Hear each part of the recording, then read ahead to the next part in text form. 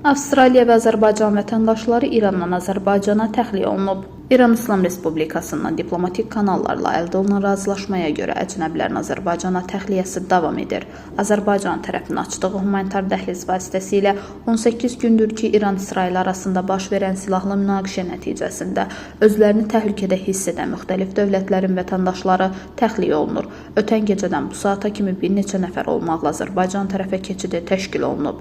Astara dövlət sərhədindən keçidə qədər bütün sənədləşmələr, keçidi üçün viza kodunun verilməsi operativ şəkildə həll edilir.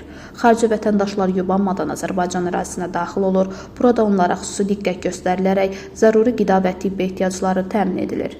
Sonra da Azərbaycan ərazisini rahat və təhlükəsiz şəkildə tərk etmələri üçün rahat nəqliyyat vasitələri ilə təmin olunurlar. Əcnəbi vətəndaşlar da göstərilən diqqət və qayğıya görə təşəkkür edirlər. Təxliyə prosesi davam edir. Qeyd edək ki, ötən gündən bu saata kimi əsasən Avstraliya, İran əsilli xarici vətəndaşlar, eləcə də Azərbaycan vətəndaşları Azərbaycana təxliyə olunub.